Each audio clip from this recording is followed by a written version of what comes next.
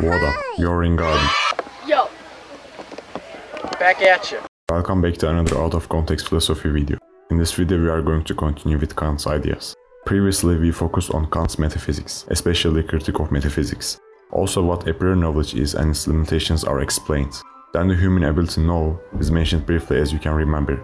It is divided into three branches as sensibility, pure understanding and pure reason. Each one of them constitutes different forms. For sensibility, space and time, for understanding, categories, and for reason, ideas are defined as form.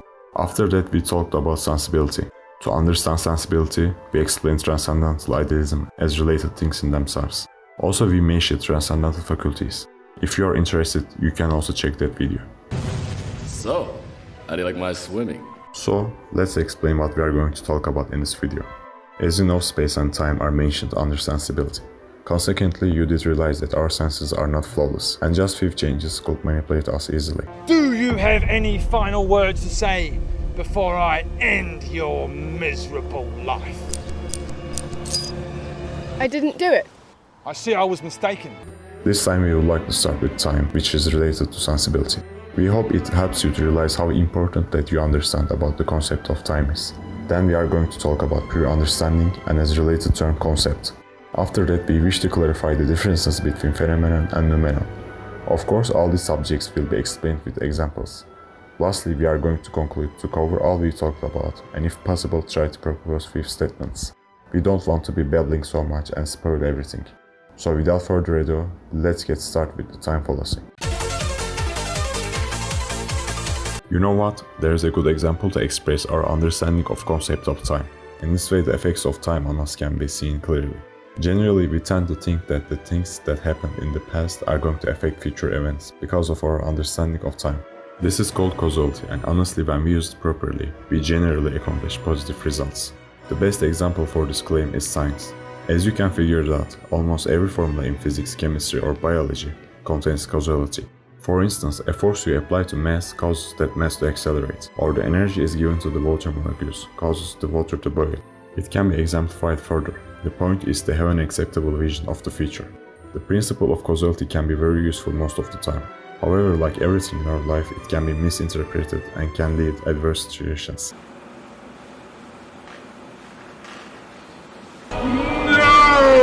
It is not just an assumption. About that we have phrases to express that kind of fallacies.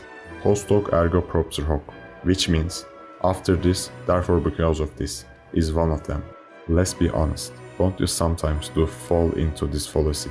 When you were a kid, after watching ATLA, didn't you imagine you could bend the air, waving your arms and think that you were bending the wind that was shaking the trees and making the leaves were rustling? Yeah, it's kind of embarrassing, but a good example of explaining the fallacy. Well, if it works. At this point, we would like to mention what pure understanding is. Let's go. There are two different forms of metaphysics. The first is similar to the generalization concept of science. This kind of metaphysics occurs because of our understanding ability, and that first form of metaphysics is called pure understanding.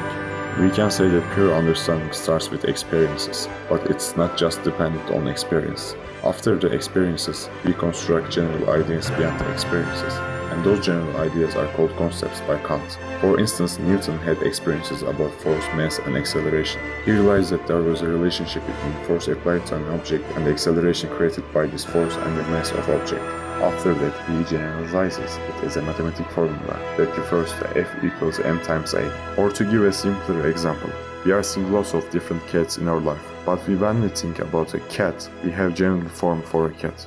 That general form is also defined as concept. Don't forget, having categories means we can understand the external world, and because of these categories we can construct a concept for everything, cats included. So if something has flashed in your mind, let's continue with defining a few terms.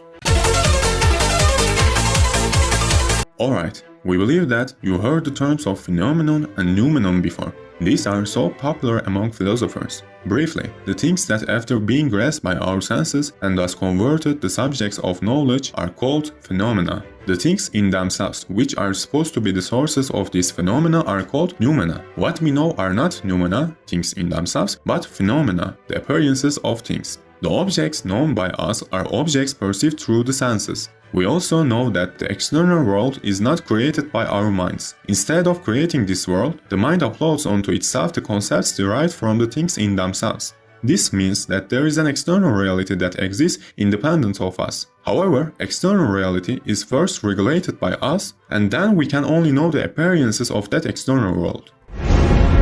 Everyone can see all this trippy magic stuff, right? Yeah, why?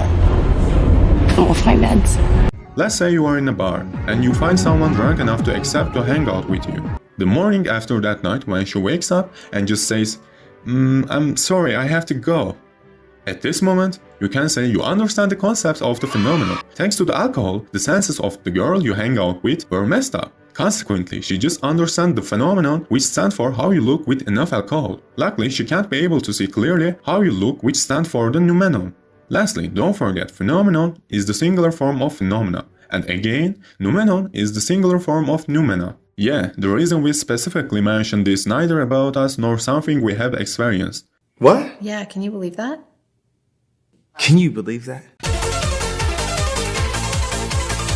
Thanks to the millions of years of evolution, the human brain gets the ability to understand the universe and create concepts by categories. By these abilities, humanity has been able to solve all kinds of problems it has faced throughout its history. Some were crucial to survive in nature, and some were beyond the limits that allowed us to dominate nature and build our empire today. Many great brains have contributed to that journey and have their names written on the Hall of Fame of mankind, such as Aristotle, Copernicus, Bruno, Newton, Hubble, and so on.